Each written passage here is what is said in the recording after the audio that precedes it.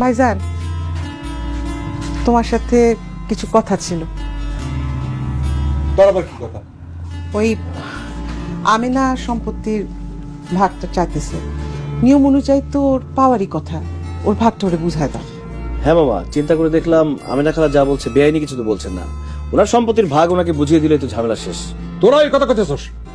কইব না কেন, ওরা তো তলে তলে এই উদ্দেশ্য নিয়ে আসছে, সম্পত্তি ভাগাভাগি।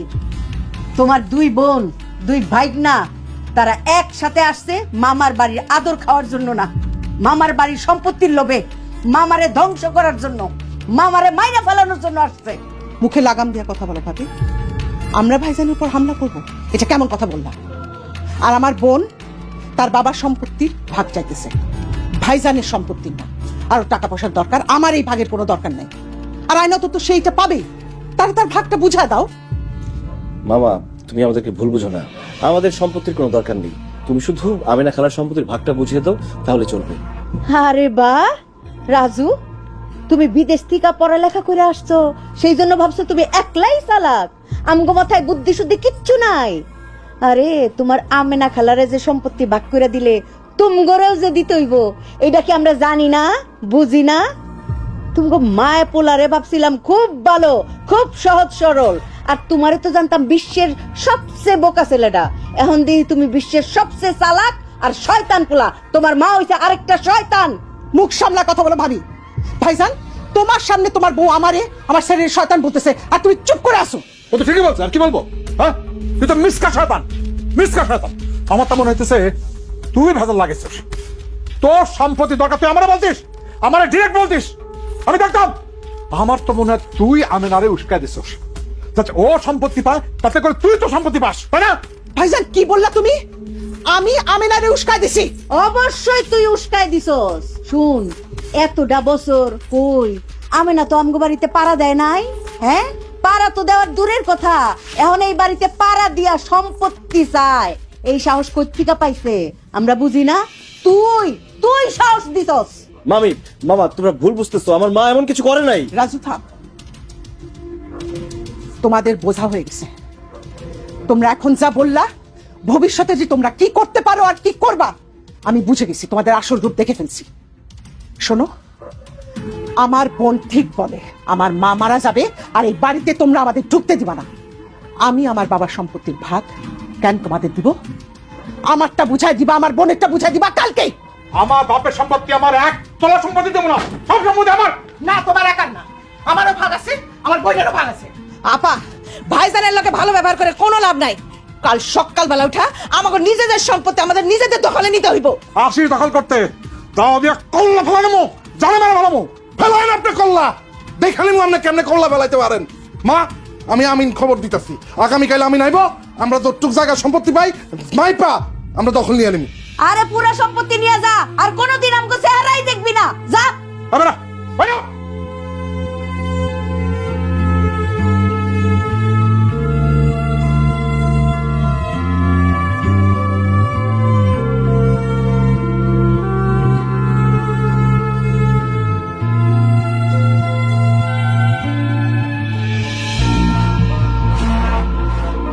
তুমি এইখানে খাড়াই রইছো, আর ওইদিকে কি চলতেছে জানো? কি হয়েছে? তোমার বইনেরা সমস্ত জমি মাপ যোগ শুরু করছে দখল নেওয়ার জন্য। তাড়াতাড়ি যাও, থামাও করে। কোন দিকে? ওইদিকে দেখতেছি আমি।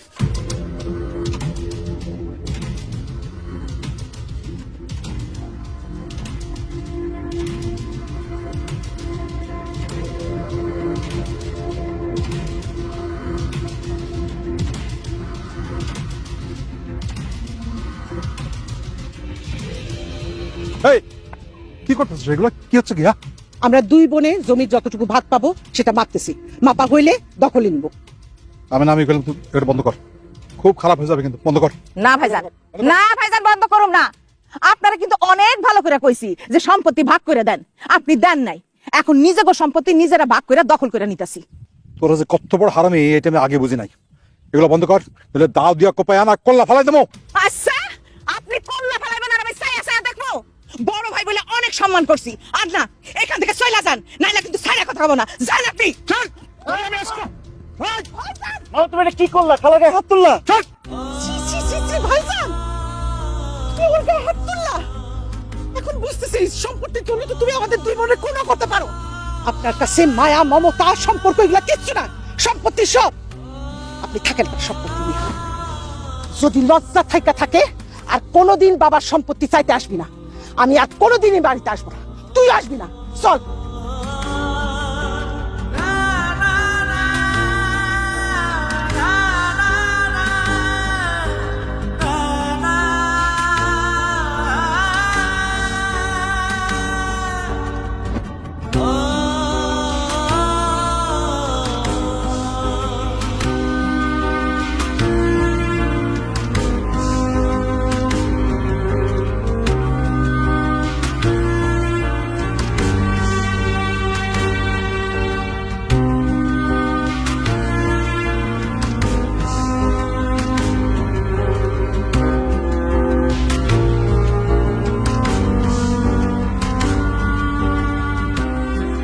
কিরে রাজু, দাঁড়ায় গেলি যে? মা,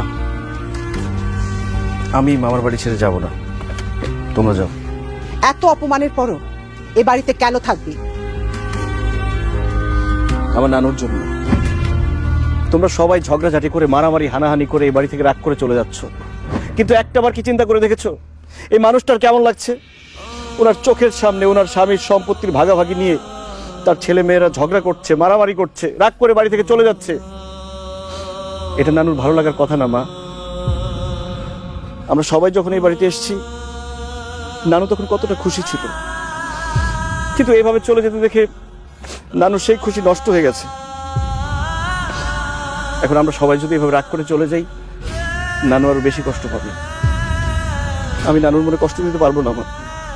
তোমরা চলে যাও, আমি এখানেই থাকবো, আমার নানুর কাছে থাকবো। ফুফু, দাদি কালকে থেকে কিছু খায় নাই, সারা রাত কান্নাকাটি করছে। ফুফু, আপনারা চলে গেলে দাদি মইরা যাবো, আপনারা যায়েন না। সামান্য জমি জমা ঘর বাড়ি এইগুলি নিয়ে তোরা এইরকম শুরু করছস? হ্যাঁ, এই বুড়া মানুষটার কথা, এই অভাগী মা তো করে পেটে ধরছি, একটু একটু করে বড় করছি, তার কথা একবারও চিন্তা করলি না? আমার কেমন লাগে তো করে একসঙ্গে দেখা, মনে হয়েছে আমার ঈদ, আমার বাড়িতে ঈদের চাঁদ নাইমা আসছে, ঈদের খুশি। আর কিনা তোরা, আরে আরে দুনিয়াতে এই রক্তের সম্পর্ক হইলো সবচেয়ে কাছের আপন। ছোটকালে একটা 3 ভাগ করে খাইতি, কোনো কিছু একলা কেউ খাস নাই। সেই ভাই বোন আজকা এই সামান্য বিষয় সম্পত্তির জন্য হালকা হইয়া যাইতেছস? হ্যাঁ, এই মায়ের মনে কেমন লাগে চিন্তা করছ? একবারও চিন্তা করো নাই? আরে এই দুনিয়াতে রক্তের সম্পর্ক হইল সবচেয়ে বড়। রক্তের টান সব সময় টানতে থাকে। এই স্বামী স্ত্রী এইসব সম্পর্ক তো পরে হয়, মায়া মহব্বত এগুলো তো পরে হয়, কিন্তু ভাই বোনের রক্তের সম্পর্ক এইটা এইটা বুঝবি অনেক পরে হইলো বুঝবি। রাজু, তুমি একদম ঠিক কথা বলছো। আমরা কেউ আম্মার দিকটা চিন্তা করতেছি না। আম্মার অনেক কষ্ট হইতেছে, আম্মা কষ্ট সহ্য করতে পারতেছে না। আজকে যদি আমার নিজের মা হইতো, আমি কি মায়ের এত কষ্ট দিতে পারতাম না। শাহিদা, আমেনা, ওরা যদি আমার নিজের আপন বোন হইতো, আমি কি ওগুলো সম্পত্তি থেকে বঞ্চিত করতে পারতাম না।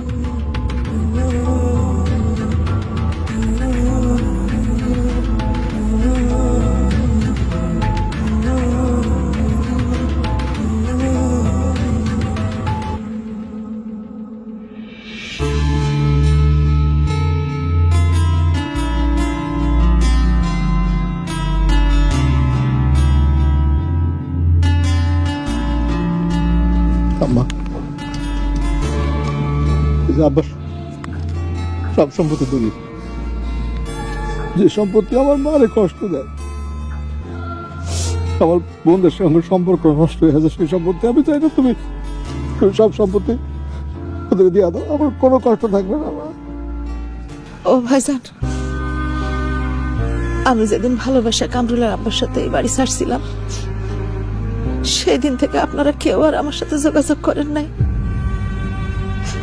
আমার বোন বলে পরিচয়ও দেন নাই। আমার নিজের মা আমার লাগে ঠিক মতো কথাবার্তা কয় না। কামরুলের বাপ অসুস্থ, আমার কামরুল বেকার, ওরে বিদেশে পাঠাইতে চাইছিলাম, খালি সেই জন্যই আমি সম্পত্তির ভাগ নিতে আসছিলাম ভাইজান। ও ভাইজান, ভাইজান গো, আমার কোনো সম্পত্তি দরকার নেই ভাইজান, আমার শুধু বোন বলে পরিচয় দেন, এটাতেই আমি খুশি, আমার আর কিছু লাগবে না। মা গো, ও মা, মা তুমি একটু আদর করে তোমার মুখে জড়ায় না, আমার শক্ত করে মুখের মধ্যে ধরে রাখো, কতদিন আমি তোমার মুখে যাই নাই, তোমার একটু আদর পাই নাই মা গো। ও মা, মা গো, তুমি আমার একটু আদর করে মুখে জড়ায় নাও মা।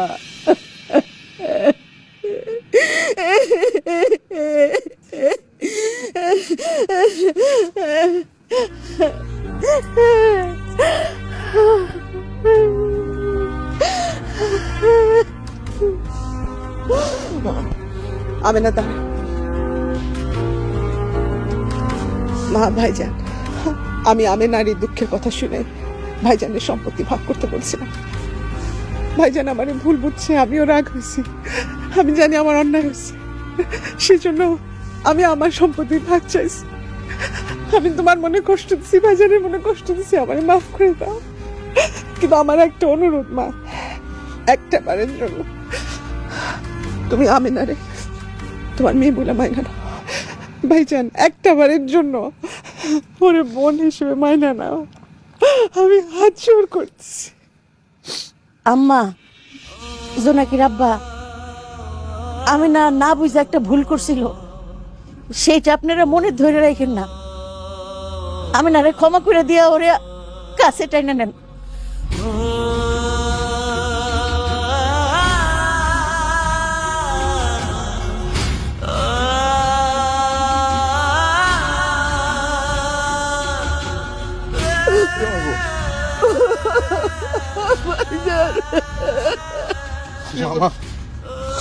আমার মা চরম দুঃখী, আপনার কথা কয়ে প্রত্যেকটা দিন কামতো, আপনি আমার মার মাফ করে দেন বাবা।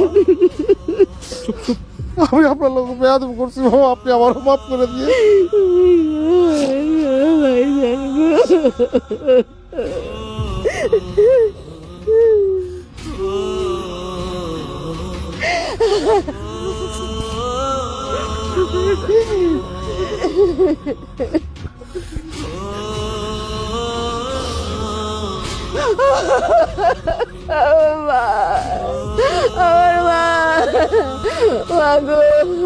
অনেক শক্ত করে ধরে রাখো তোমার মুখের মধ্যে আমার।